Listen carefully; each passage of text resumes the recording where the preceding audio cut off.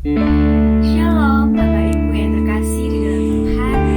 Bersyukur pada Tuhan kalau hari ini kita boleh sama-sama bertemu kembali di kebaktian Universitas. Semua karena anugerah Tuhan, semua karena berkat Tuhan. Untuk itu, mari sama-sama kita siapkan hati kita untuk masuk dalam hadirat Tuhan. Kita mau angkat pujian yang berdoa. Semua karena anugerah-Mu hari ini. Semua karena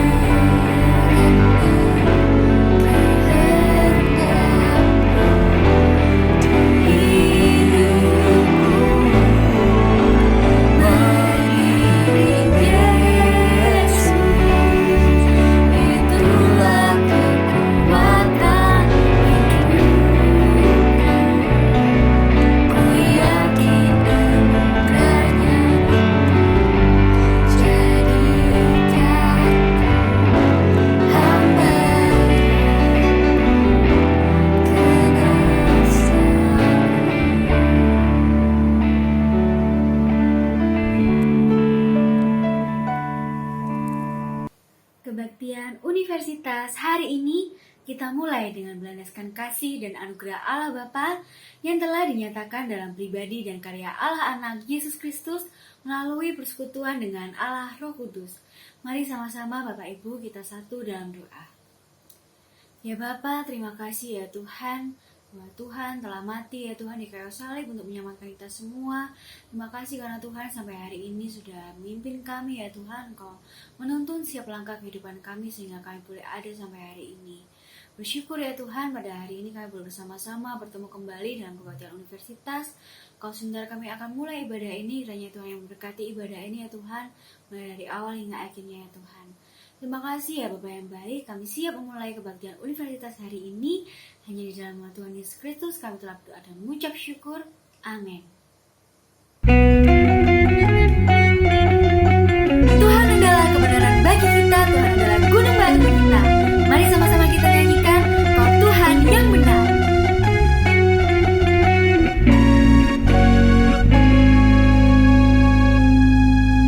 Kau gunung batuku dan kau kota bentengku, tak akan ku rapuh, kau menjamin hidupku.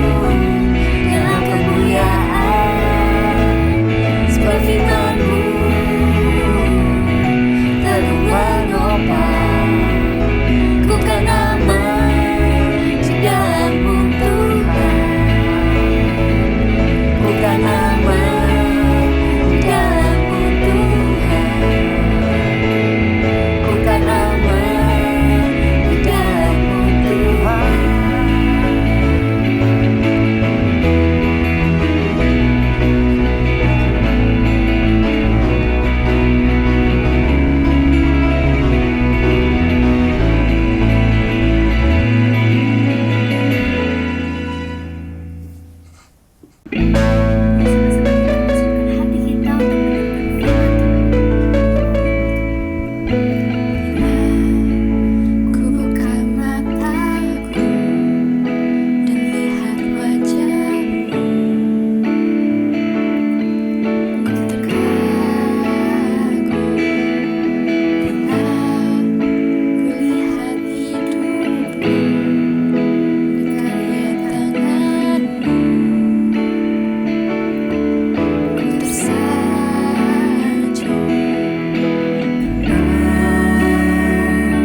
semua yang baik dalam hidupku. Itulah karya-Mu.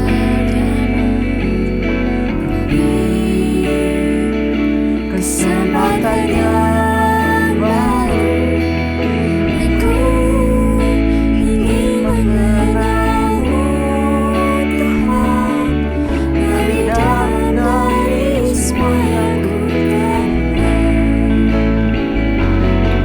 Tiada kasih yang melebihi-Mu. Ku ada untuk menjadi penyembah-Mu.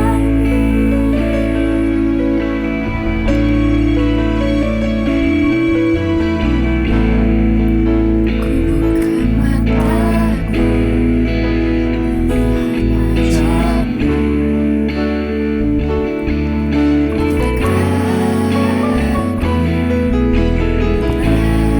ku lihat hidupku di karya tangan-Mu. Ku tersanjung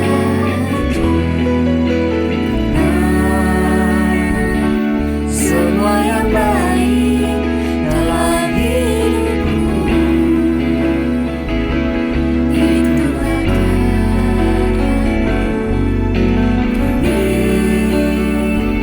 Kesempatan yang baru, dan ku ingin mengenal-Mu, Tuhan, lebih dalam dari semua yang ku kenal. Tiada kasih yang melebihi-Mu. Ku ada untuk menjadi penyembah-Mu. Dan ku ingin mengenal-Mu, Tuhan, lebih dalam dari semua yang ku kenal. Tiada kasih yang melebihi-Mu. Ku ada untuk menjadi penyembah-Mu. Ku ada untuk menjadi penyembah-Mu.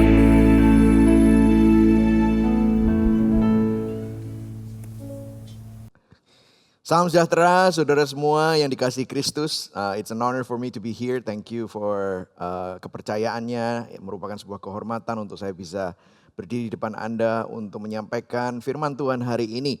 Sebelum kita memulai topik kita hari ini yang berjudul Your Doubts Matter, mari sama-sama kita berdoa. Bapa di dalam surga, kami mengucap syukur hari ini kami diberi kesempatan untuk mengkalibrasi hati kami dengan Injil Kristus. Dan biarlah Injil yang merupakan kekuatan Allah itu menegur kami, mengobati semua yang menjadi keraguan kami, dan biarlah kami dengan sebuah kerendahan hati dan ketulusan hati datang kepadamu. Dan transformasi hati kami saat kami mendengar firman-Mu. Di dalam nama Tuhan Yesus kami siap mendengar firman-Mu. Yang percaya sama-sama katakan amin. Saudara semua, hari ini kita akan berbicara mengenai keraguan.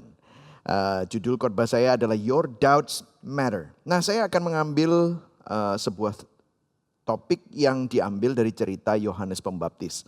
Nah, saudara, kalau saudara kita melihat tokoh-tokoh Alkitab, ternyata tokoh-tokoh Alkitab itu banyak sekali mengalami pergumulan dengan keraguan iman. Nah, hari ini kita akan put our microscope in kepada seorang yang bernama Yohanes Pembaptis. Nah, Matius 11 ayat 2-6 adalah nas kita hari ini. Dan kita akan menyelidiki semuanya dan akan saya memberikan background mengenai Yohanes Pembaptis. Ayat yang kedua dikatakan, di dalam penjara Yohanes, yaitu Yohanes Pembaptis, mendengar tentang pekerjaan Kristus. Lalu menyuruh murid-muridnya datang bertanya kepadanya, yaitu kepada Kristus. Engkaukah yang akan datang itu atau haruskah kami menantikan orang lain? Ayat yang keempat, Yesus menjawab mereka, pergilah dan katakanlah kepada Yohanes apa yang kamu dengar dan kamu lihat. Orang buta melihat, orang lumpuh berjalan, orang kusta menjadi tahir, orang tuli mendengar, orang mati dibangkitkan, dan kepada orang miskin diberitakan kabar baik. Dan berbahagialah orang yang tidak menjadi kecewa dan menolak aku. Nah saudara, ini adalah topik yang menarik. Kenapa? Karena ada stigma yang terjadi di antara orang-orang yang percaya kepada Tuhan.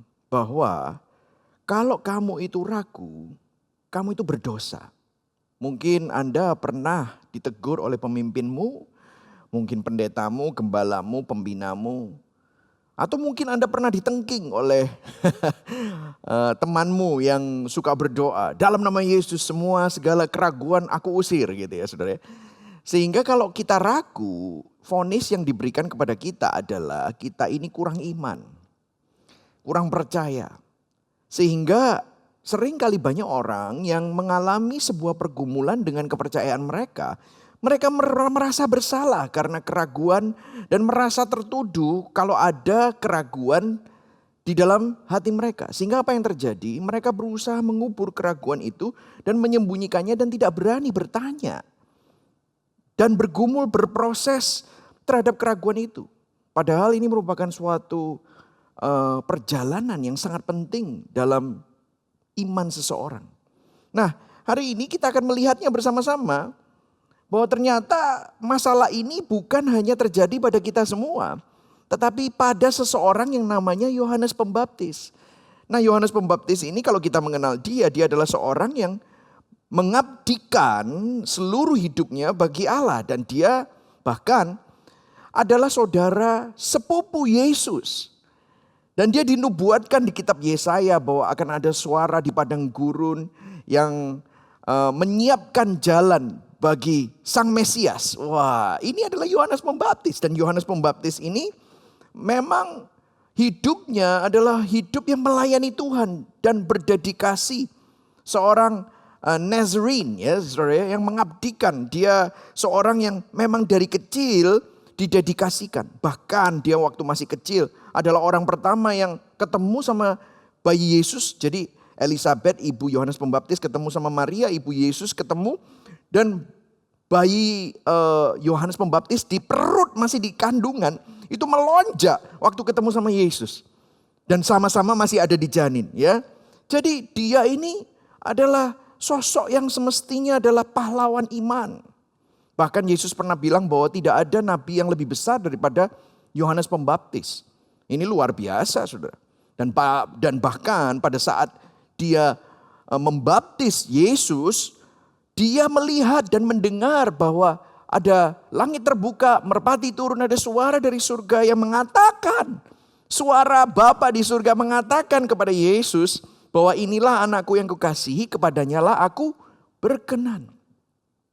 Nah, Yohanes ini semestinya adalah orang yang kategorinya sudah sangat tinggi di dalam kerohanian, spiritualitas, panggilan, melayani Tuhan. Dan buah-buahnya dan bukti-bukti dari imannya itu terlihat jelas. Namun saat Yohanes dimasukkan dalam penjara oleh Herodes, ternyata dia juga mengalami keraguan iman yang menggoncang hatinya. Dan dalam penjara itu dia bertanya-tanya, benarkah Yesus itu adalah Sang Mesias yang sejati itu? Nah saudara, kita perlu menyadari bahwa doubts, keraguan iman itu adalah hal yang normal. Dan tidak seorang pun kebal terhadap keraguan iman. Keraguan iman bisa terjadi kepada semua orang percaya, bahkan kepada hamba Tuhan. Saya pun pernah mengalami keraguan iman.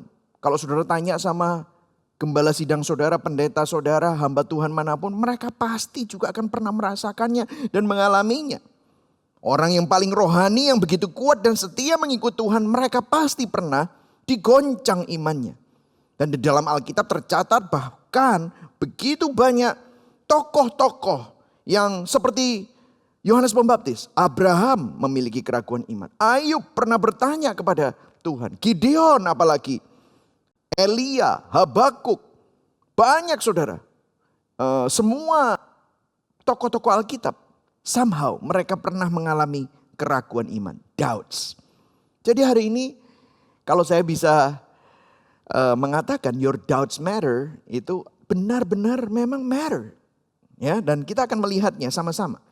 Dan ternyata kalau kita melihat bahwa orang yang mencintai Tuhan itu masih dapat meragukan Tuhan.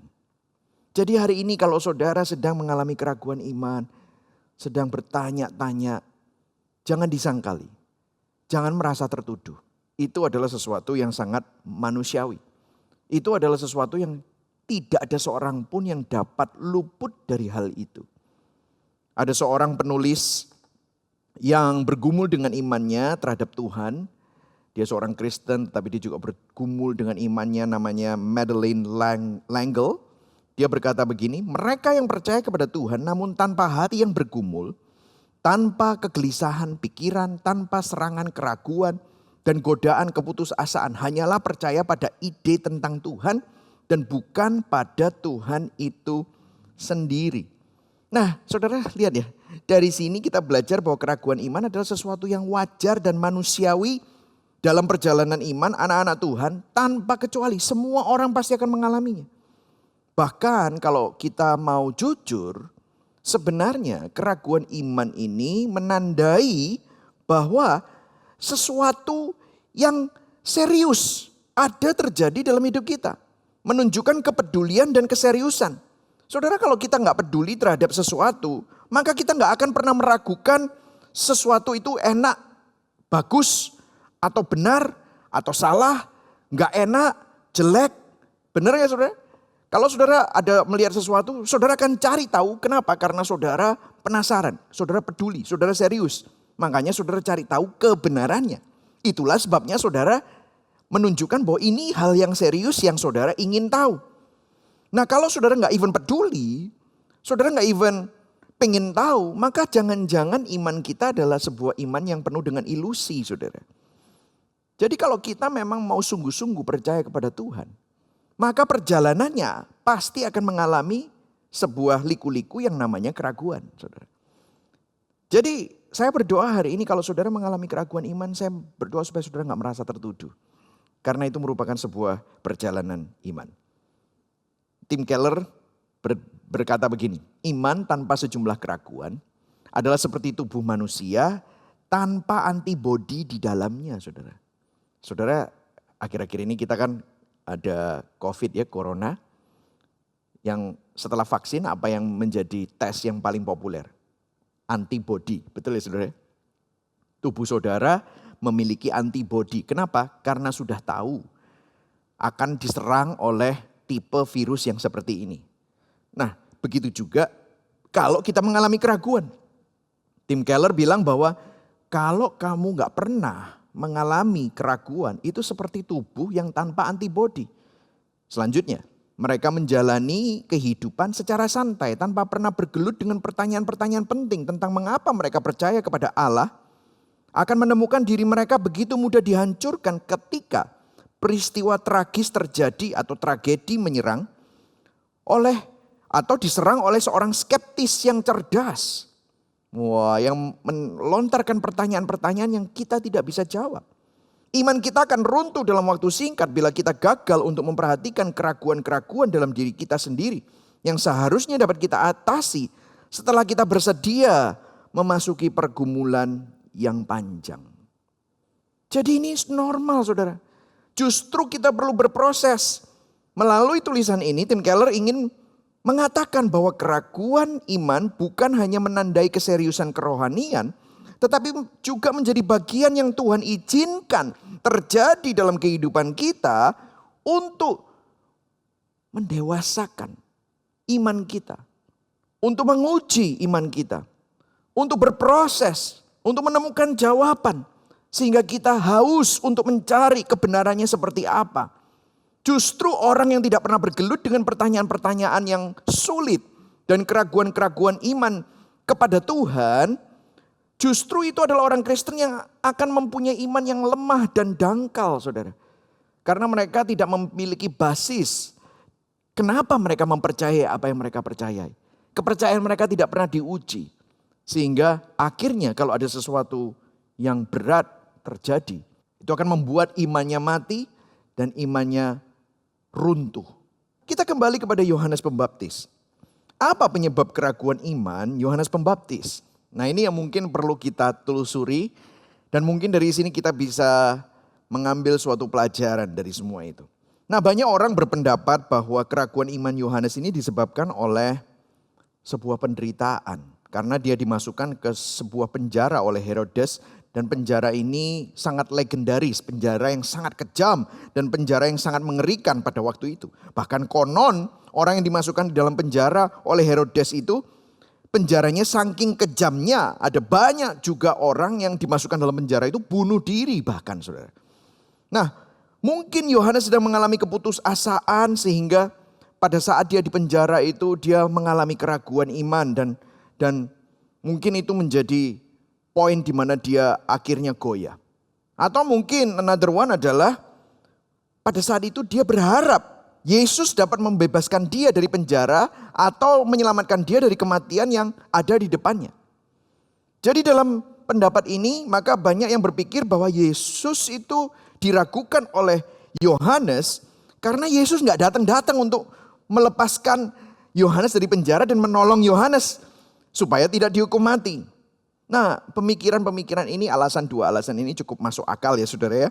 Dan memang kita kalau mungkin ada di dalam situasi Yohanes, mungkin saudara dan saya juga pasti akan mengalami keraguan juga. Karena mungkin saudara mengalami penderitaan yang sangat, atau saudara mungkin berpikir ini kok aku gak diselamatin ya, gak dikeluarin dari penjara atau kok gak diluputkan dari hukuman mati. Namun kalau kita selidiki lebih jauh, ternyata penderitaan bukanlah menjadi penyebab dari keraguan Yohanes akan Yesus. Kenapa? Ada dua alasan saudara. Dan juga Yohanes bukan ragu karena Yesus tidak datang untuk melepaskan dia. Tetapi ada alasan-alasan lain. Nah, alasannya ada dua. Karena yang pertama, Yohanes adalah seorang yang sudah biasa menderita di dalam hidupnya. Dia lebih banyak menghabiskan waktu di padang gurun sendirian. Dan makanan sehari-harinya adalah belalang dan madu. Kalau menurut saya makanannya belalang dan madu itu cukup menderita loh saudara. Saudara coba saudara nggak makan nasi dan nggak makan nasi campur, bakmi goreng, saudara ya. Nggak makan makanan yang biasanya saudara makan di Indonesia gitu saudara. Kira-kira saudara menderita nggak? Menderita. Tetapi Yohanes Pembaptis ini adalah seorang yang sudah biasa dengan penderitaan. Penderitaan adalah makanan sehari-harinya. Penderitaan adalah merupakan sebuah panggilan bagi dia. Karena dia adalah seorang Nazarene ya saudara ya. Jadi benar-benar dia penderitaan bukan sesuatu yang asing buat dia. Jadi penderitaan bukanlah alasan bagi Yohanes untuk mengalami keraguan kepada Yesus. Nah, alasan yang kedua, Yohanes kalau saudara perhatikan tadi kita baca, Yohanes gak pernah tanya loh sama Yesus. Dia bilang sama murid-muridnya, bilang sama Yesus, kapan dia melepaskan aku? Kapan dia akan meluputkan aku dari hukuman mati? Apakah begitu pertanyaannya? Tidak. Yohanes tidak pernah minta supaya Yesus membebaskan dia dari penjara. Dia tidak pernah minta dia diluputkan dari hukuman mati. Jadi dari kedua fakta ini kita melihat itu bukan penyebab dari kenapa Yohanes mengalami keraguan. Lah, kalau penderitaan bukan penyebab, kalau Yesus tidak melepaskan dia dari penjara bukan penyebab, lalu apa yang menjadi penyebab keraguan Yohanes? Nah, saudara ya. Nah, di sini kita sudah jelas ya bahwa alasan Yohanes meragukan Yesus bukan karena penderitaan. Nah, ada penafsiran alternatif yang salah satunya disampaikan oleh seorang teolog yang luar biasa ya, bagian dari Gospel Coalition, namanya D.A. Carson, bahwa penyebab keraguan Yohanes adalah disebabkan karena dia memiliki konsep yang sempit dan salah tentang Yesus Kristus. Nah, saudara perlu tahu, di zaman dahulu konsep Mesias oleh seorang Yahudi, konsepnya mayoritas orang Yahudi percaya bahwa seorang Mesias adalah figur yang bersifat militer dan politik. Dia adalah seorang politisi atau seorang figur militer yang akan membebaskan bangsa Israel dari penjajahan Romawi. Dan akan membawa bangsa Israel kembali kepada kejayaan sebagai bangsa yang besar seperti dulu di zamannya Raja Daud dan Raja Salomo. Dan ini kita bisa lihat di apa yang menjadi khotbah Yohanes Pembaptis di Matius 3 ayat 12. Ya. Ini di versi TBS ya. Oleh karena itu bertobatlah karena dunia ini seperti ladang luas yang siap dipanen. Bulir gandum yang baik dan yang tidak baik akan dipisahkan. Karena dia, siapa itu? Yesus Kristus, Sang Mesias yang datang sesudah aku akan menghakimi dunia ini. Wah, dia sudah berpikir bahwa Yesus akan menjadi hakim yang adil. Apa yang dilakukan? Memisahkan orang yang jahat dari antara orang yang benar. Yang benar itu akan hidup bersamanya. Tetapi semua orang jahat akan dilemparkan ke dalam api neraka yang tidak pernah padam. Jadi itu adalah bayangan dari Yohanes Pembaptis dan mayoritas orang Yahudi. Makanya waktu Yesus menyatakan bahwa dia adalah Sang Mesias, banyak orang gak percaya. Kenapa? Karena di dalam bayangan mereka, seperti Yohanes, Yesus itu semestinya, seorang Mesias itu semestinya adalah seorang yang seperti hakim, yang perkasa, yang seorang militer, politik, seperti pahlawan perang, yang akan memisahkan orang baik dan orang jahat, dan yang akan menghukum dan menghakimi, saudara. Jadi itu adalah bayangannya, dan menggulingkan penjajahan kekaisaran Romawi pada waktu itu. Nah, di dalam penjara, Yohanes banyak mendengar cerita tentang pelayanan Yesus. Dan ternyata pelayanan Yesus ini tidak sejalan dengan gambaran dan harapan tentang seorang Mesias yang ada di pikiran Yohanes. Yesus tidak menunjukkan tanda-tanda akan menghancurkan orang jahat, akan menggulingkan pemerintahan Romawi. Atau Yesus akan menghakimi dan memisahkan orang baik dan orang jahat. Malah dia mengangkat antek-antek Romawi, yaitu pemungut cukai. Namanya Matius menjadi muridnya. Waduh, ini kok bertolak belakang. Bahkan dia makan di rumahnya Sakius, seorang pemungut cukai yang merupakan pengkhianat dari bangsa Yahudi. Lu kok bisa? Dan dia juga mendengar bahwa dia pernah menolong, Yesus pernah menolong seorang perwira Romawi. Loh, ini kok bertolak belakang? Mana bukti-bukti seorang Mesias ini sudah hadir? Bahkan sampai Yohanes di penjara, dia tidak pernah mendengar bahwa Yesus sedang membangun atau memulai sebuah kampanye politik atau perlawanan terhadap penjajahan Romawi. Inilah yang menyebabkan keraguan iman sehingga Yohanes berkata kepada Yesus, "Sungguhkah, benarkah Yesus adalah Sang Mesias yang sejati?" Saudara, keraguan iman Yohanes itu karena konsep tentang Tuhan yang sempit dan salah. Bagaimana dengan kita? Apakah keraguan iman kita hari ini karena kita memiliki konsep tentang Tuhan yang sempit dan salah? Saat konsep kita tentang Tuhan itu berbeda dengan keadaan kita.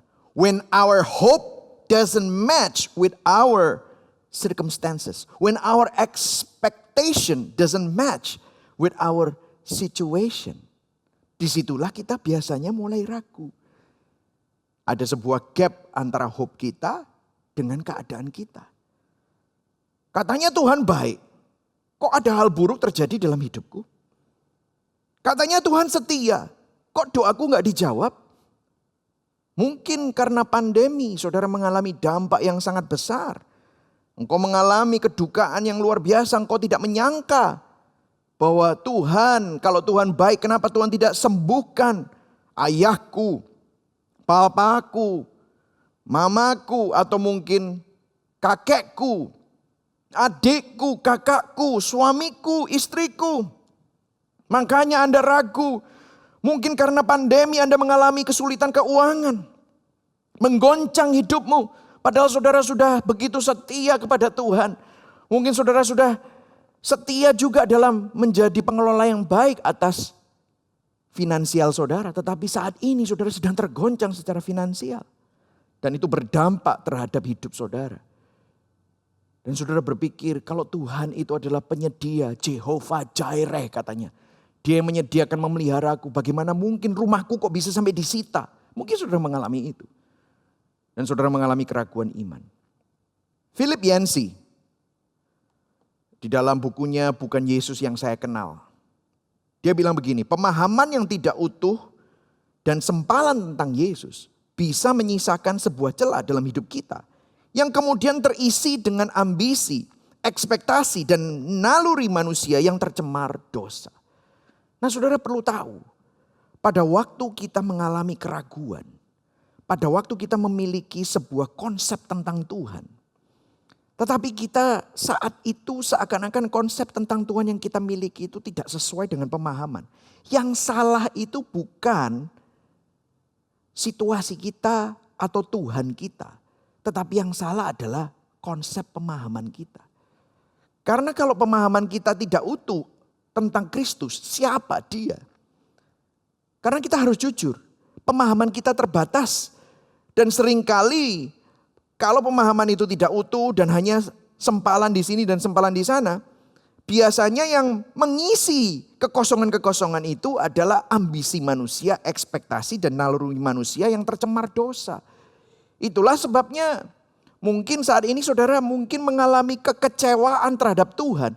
Karena saudara dan saya seringkali memiliki konsep tentang Tuhan yang salah. Karena konsep kita tentang Tuhan itu sudah tercemari oleh ambisi pribadi, ego, ekspektasi, naluri manusia yang tercemar oleh dosa. Nah bagaimana kita bisa mengkalibrasi hati kita supaya kita menemukan gambaran yang lebih utuh tentang Tuhan. Nah kita akan melihat pertanyaan Yohanes sekali lagi. Dan kita akan melihat jawaban Yesus terhadap pertanyaan tersebut. Oke? Nah di ayat yang ketiga. Waktu murid-murid Yohanes Pembaptis bertanya kepada Yesus. Engkaukah yang akan datang itu atau haruskah kami menantikan orang lain? Nah stop dulu sampai di situ. Saudara bisa lihat saya. Yesus bisa saja langsung bilang. Waktu ditanya engkaukah sang Mesias itu? Dia bisa bilang ya. Aku yang ditunggu itu. Jadi udah kasih tahu kepada Yohanes. Memang aku yang ditunggu. End of story. Titik. Maka murid-murid itu akan kembali kepada Yohanes. Dan menyampaikan bahwa memang dialah yang ditunggu-tunggu. Tetapi lihat jawaban Yesus. Jawaban Yesus tidak hanya ya atau tidak. Tetapi Yesus mengutip Yesaya 61 yang menggambarkan bahwa Mesias adalah sosok yang penuh dengan belas kasihan. Bukan hanya seperti hakim atau bukan militeris. Seorang yang perkasa atau seorang politisi. Bukan seperti itu. Tetapi Yesaya 61 menggambarkan bahwa Mesias adalah sosok yang penuh dengan belas kasihan yang melayani orang. Bukan seorang figur yang seperti panglima perang. Nah kitab Yesaya ini menggambarkan dan membicarakan gambaran Mesias yang berbeda dengan konsep Mesias yang dimiliki kebanyakan orang Yahudi. Mesias bukan hanya hakim tetapi hamba yang menderita. Mesias digambarkan sebagai putra Allah yang melayani, membebaskan para tawanan. Yang merawat yang remuk hati. Nah Yohanes melupakan sisi ini. Dan melihat secara sempit bahwa sang Mesias itu adalah seorang hakim dan panglima perang mungkin. Lihat, Yesus menjawab mereka. Pergilah dan katakanlah kepada Yohanes yang kamu dengar dan kamu lihat. Orang buta melihat, orang tuli mendengar, orang mati dibangkitkan. Dan kepada orang miskin diberitakan kabar baik.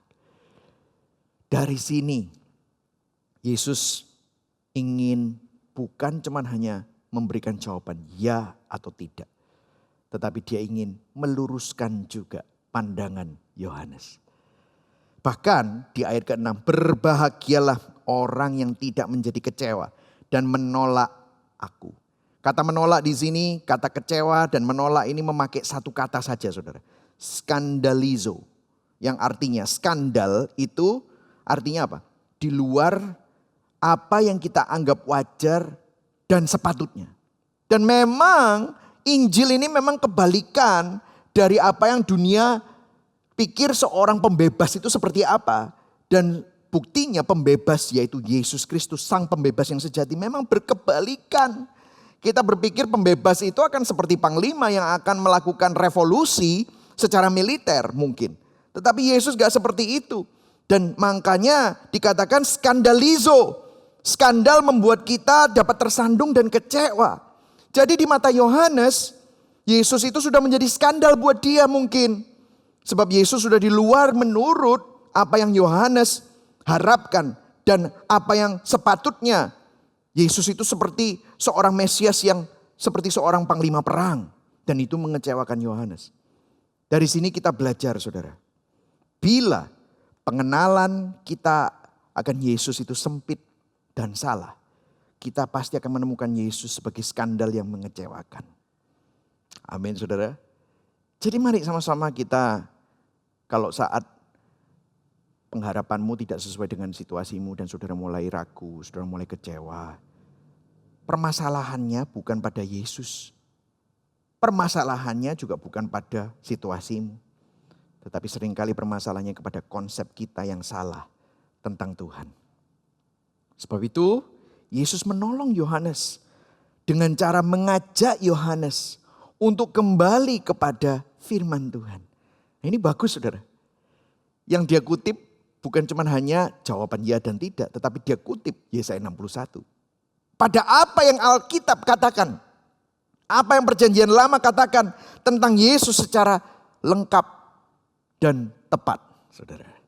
Sebagai orang Kristen kalau kita hanya menekankan Yesus sebagai juru selamat yang penuh kasih dan selalu mengabulkan permintaan kita, maka cepat atau lambat kita akan marah dan kecewa ketika mungkin doa kita tidak dijawab. Karena konsep kita tentang Yesus salah. Karena kita tidak mendapatkan apa yang kita inginkan. Kita berpikir Yesus itu seperti seorang Santa Claus. Seorang juru penjawab doa. Karena dia adalah juru selamat kan. Makanya kata juru selamat itu kadang-kadang bisa salah konotasi saudara. Juru selamat, tukang nyelamat-nyelamatin. Juru mudi, tukang mengemudi. Juru rawat, tukang ngerawat. Juru kunci, tukang kunci. Ya kan? Juru selamat, tukang nyelamat-nyelamatin. Ya. Juru berkat, tukang ngasih berkat. Kan gitu saudara ya. Ini konsep yang salah. Sebab Yesus bukan cuma hanya Allah yang maha kasih, Allah yang pemurah. Tetapi dia juga Allah yang berdaulat, Allah yang maha bijaksana. Dia tahu yang terbaik, dia tahu yang termulia. Skenario yang terbaik untuk anak-anaknya. Dan itu belum tentu yang terenak dan ternyaman bagi kita yang sedang saat ini butuh kebijaksanaan Tuhan. Yang setuju katakan amin. Karena kita tidak tahu. Kita terperangkap oleh ruang dan waktu. Jadi hari ini saya berdoa supaya kita itu bisa kembali kepada firman. Ada satu hal yang menjadi sebuah keindahan bahwa Yohanes Pembaptis tidak menyimpan sendiri keraguannya. Tetapi dia datang kembali kepada Yesus. Dan Yesus menjawab dengan firman. Ini merupakan sebuah petunjuk yang luar biasa. Datang kepada Yesus. Selidiki firman Tuhan. Biarlah Alkitab, Injil menjawab semua keraguanmu. Karena di situ ada kekuatan Allah. Dan ada kabar baik saudara. Orang yang mencintai Tuhan memang masih dapat meragukan Tuhan. Tetapi orang yang meragukan Tuhan masih tetap dicintai Tuhan. Yang setuju katakan amin. Yesus tidak marah atau menghardik keraguan Yohanes. Bisa saja Yesus bilang, gimana sih bilang tuh sama Yohanes? Dia itu kan cousinku, dia kan sepupuku, geblek banget sih. Wah kan gitu kan. Itu mungkin saudara dan saya ya. Mungkin bukan saudara lah, orang-orang UK Petra luar biasa, baik-baik ya. Mungkin saya gitu saudara ya. Saya gak sabaran gitu mungkin ya. Dia marah mungkin. Tapi Yesus gak seperti itu. Sebaliknya Yesus memberikan jawaban yang luar biasa. Mengubah, membetulkan, menegur, tetapi pada saat yang sama memberikan sebuah afirmasi, memberikan sebuah kepastian bahwa dia ingin merevisi konsep Yohanes yang sempit dan salah itu. Tujuannya adalah supaya Yohanes menyadari kesalahannya sendiri dan diperbarui, dimantapkan dalam imannya kepada Yesus bahwa Yesus adalah Sang Mesias yang sejati. Saudara, ada sesuatu yang kita perlu ambil dari ini semua. Yesus gak terintimidasi dengan keraguan Yohanes, sepupunya, seorang yang semestinya mendedikasikan dirinya untuk mempersiapkan jalannya. Satu lagi, Yesus juga tidak terintimidasi, tersinggung, sakit hati, kecewa terhadap keraguan saudara dan saya. Enggak, saudara. Yesus bermurah hati, mempunyai compassion, berempati, mengerti apa yang saudara dan saya alami. Inilah anugerah Yesus kepada Yohanes. Bahkan pada saat Yohanes meragukan dia, Yesus tetap mengasihi, Yesus tetap menjawab dengan baik. Di dalam Yesus Kristus ada anugerah Allah yang selalu tersedia bagi kita, bahkan bagi kita yang meragukan dia. Dan di dalam Kristus, keraguan iman kita tidak akan pernah sia-sia. Saya berdoa supaya saudara sadar bahwa keraguan iman kita tidak pernah sia-sia. Mengapa keraguan kita tidak pernah sia-sia? Karena Yesus mengerti keraguan saudara dan saya. Dia pernah mengalami keraguan itu. Masa sih pastor? Masa Yesus pernah mengalami keraguan? Yes. Saudara masih ingat di Taman Getsemani? Waktu dia bergumul, dia sampai berpeluh darah. Sampai dia meminta sama murid-muridnya, 3 muridnya yang dia paling sayang itu berjaga-jaga dan berdoa buat dia. Tetapi murid-muridnya mengecewakan dan dia merasa sendiri. Pada saat itu di Matius 26 ayat 29 dia berdoa kepada Bapa di surga. Ya Bapakku, jikalau sekiranya mungkin biarlah cawan ini lalu daripadaku. Tetapi janganlah seperti yang ku kehendaki, melainkan seperti yang engkau kehendaki. Yesus bergumul, saudara. Dia minta sama Tuhan, aduh kalau bisa jangan Tuhan. Karena dia saat itu, aku ragu untuk bisa melalui itu semua. Dia pernah mengalami apa yang saudara alami. Dan saat ini kalau saudara mengalami keraguan, dia mengerti apa yang sedang saudara alami. Ada ketakutan, ada kekhawatiran, ada suatu ketidakpastian. Yesus pernah mengalaminya. Dan bukan cuma hanya itu, saudara. Dia bukan cuma hanya mengalami di Taman Getsemani, tetapi dia juga menanggungnya di atas kayu salib. Kenapa di dalam Kristus keraguan iman kita tidak akan pernah sia-sia? Karena keraguan kita ditanggung di atas kayu salib. Saudara, di atas kayu salib Yesus masuk ke dalam sebuah situasi di mana dia tidak pernah alami sebelumnya. Karena dia selalu mempunyai sebuah hubungan yang intim dengan Bapaknya. Sang anak dengan sang Bapa, dengan sang Roh Kudus itu selalu mempunyai sebuah hubungan yang intim satu dengan yang lain. Dan Yesus adalah satu-satunya manusia sempurna yang pernah hidup ini. Makanya dibilang inilah anakku yang kukasihi, kepadanya lah aku berkenan. Bapa mencintai anak dan anak mencintai bapaknya secara sempurna. Tetapi pada saat itu di atas kayu salib, Yesus harus terpisah karena dia menanggung semua dosa kita. Bahkan dia menanggung keraguanmu dan keraguanku. Makanya dia harus berkata, Allahku, Allahku, Eloi, Eloi, lama sabachthani, Allahku, Allahku, mengapa engkau meninggalkan aku?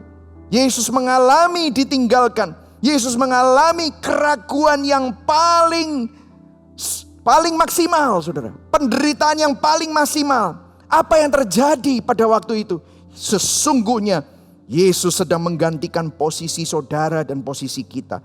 Seharusnya kita yang berteriak dan ditinggalkan Allah di tengah-tengah segala keraguan, keberdosaan, di tengah-tengah segala kutuk, kegelisahan, kekecewaan, kesedihan, keputusasaan. Karena itu semua salah kita sendiri semestinya. Tetapi Yesus yang harus mengalami semua itu untuk menggantikan saudara dan saya. Sehingga kita, kalau sekarang kita berseru kepada Tuhan dengan keraguan kita, pada saat kita berseru kepada Tuhan dengan segala pertanyaan-pertanyaan kita, karena Yesus sudah menanggung semuanya, maka Tuhan pasti akan menjawab kita. Bahkan Tuhan Allah bekerja dalam segala sesuatu, Roma 8 ayat 28, untuk mendatangkan kebaikan bagi kita. Itulah Injil. Itulah Injil yang merupakan kekuatan Allah. Karena itu adalah kabar baik. Hari ini saudara, Tuhan mengerti keraguanmu. Tuhan mendampingimu dalam setiap keraguanmu. Tuhan bilang, will you trust me with your doubts? Hari ini saudara, bawalah keraguanmu kepada Yesus. Datanglah kepada Dia. Dan juga saudara, carilah siapa Yesus itu. Carilah kebenaran. Biarlah kebenaran itu juga dapat mengutuhkan gambaran tentang Tuhan di dalam hatimu. Saudara, saya berdoa hari ini biarlah apapun yang sedang saudara alami dapat memberikan sebuah clarity, kejelasan. Mungkin saat ini saudara sedang ragu-ragu. Saudara mengalami kegelisahan, keresahan dalam spiritualitas Anda. Jangan takut. Itu sesuatu yang normal. Datang kepada Yesus. Carilah kebenarannya. Dan itu bukan sebuah dosa, tetapi saudara perlu berproses bersama-sama. Dan saya berdoa juga melalui ini, bagi saudara yang mungkin saat ini imannya mungkin lagi kuat. Imannya lagi benar-benar tidak tergoyahkan. Puji Tuhan. Kalau saudara adalah orang-orang yang seperti itu, dan saudara ada di dalam sebuah komunitas orang yang percaya, jadilah komunitas yang penuh dengan anugerah terhadap para peragu, orang-orang yang sedang mengalami keraguan iman. Terima mereka, dengarkan mereka, berproses bersama mereka. Firman Tuhan berkata di Yudas 1 ayat 22, tunjukkanlah belas kasihan kepada mereka yang ragu-ragu. Di 1 Tesalonika 5 ayat 14, hiburlah mereka yang tawar hati, belalah mereka yang lemah, sabarlah terhadap semua orang. Saudara, orang itu butuh dimengerti, bukan hanya dijawab pertanyaannya. Mungkin kita bisa menjawab pertanyaan mereka secara intelektual, tetapi ada mungkin hal-hal lain di balik intelektual. Pertanyaan intelektual itu ada emosional, ada hal-hal yang mungkin sangat mendasar dalam hati mereka.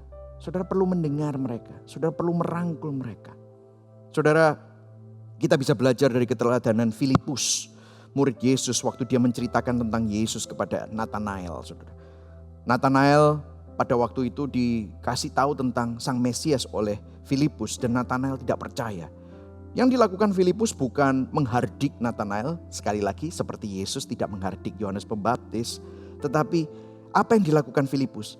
Filipus mengajak Nathanael untuk bertemu langsung dengan Yesus. Jadi Filipus menghadirkan Yesus dalam perjumpaan Nathanael kepada Yesus, sehingga akhirnya Nathanael menjadi murid Yesus. Marilah kita menjadi komunitas yang seperti itu. Komunitas yang menghadirkan Yesus dalam perkataan kita yang penuh dengan anugerah.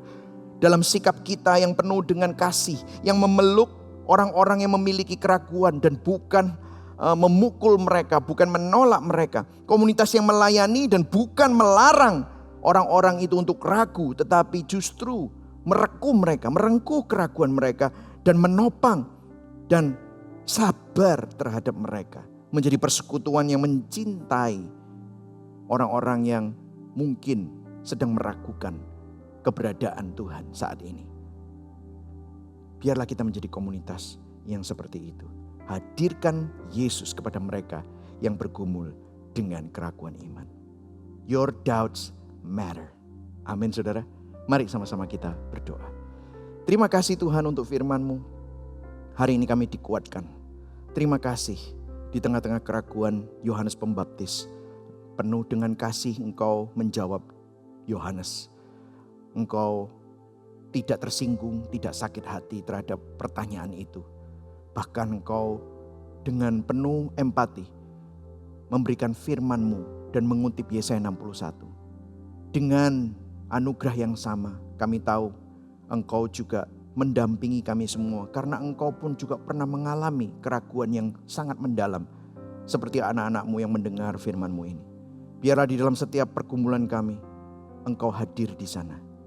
Dan biarlah kami semua yang menjadi komunitas orang percaya, biarlah kami menjadi komunitas yang bisa membuka tangan kami, memeluk, dapat mempunyai empati, dapat mempunyai suatu kasih dan compassion kepada mereka yang saat ini sedang mengalami keraguan. Kami tidak menghakimi, kami tidak menolak, tapi kami juga bisa dengan sabar penuh dengan kasih menjawab semua pertanyaan-pertanyaan mereka. Dan biarlah Injil yang menjadi kekuatan Allah itu selalu dikumandangkan. Dan kami tahu domba-dombamu mendengar suaramu. Dan biarlah mereka semua dapat melihat bahwa Engkau adalah Tuhan yang setia. Bukan tangan kami yang memegang tanganmu, tetapi tanganmu yang memegang kami di dalam setiap musim hidup kami. Terima kasih Bapa, hamba-Mu berhenti berbicara, tetapi biarlah firman-Mu terus berbicara kepada kami semua. Di dalam nama Allah Bapa, Putra, dan Allah Roh Kudus. Yang percaya sama-sama katakan, amin. Thank you, God bless you, I will see you soon.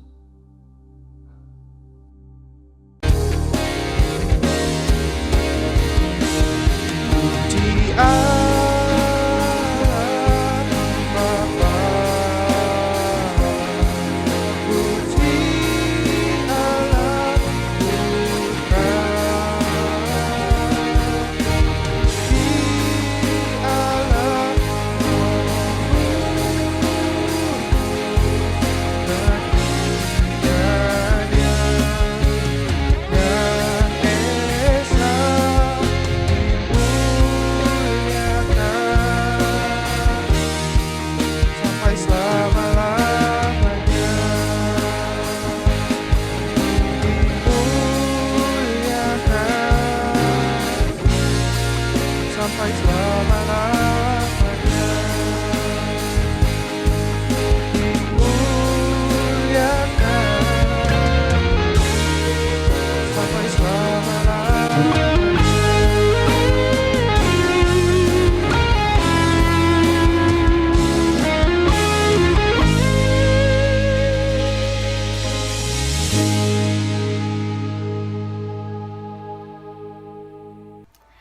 Shalom Bapak Ibu dan teman-teman sekalian, gimana nih kabarnya setelah mendengarkan firman tadi?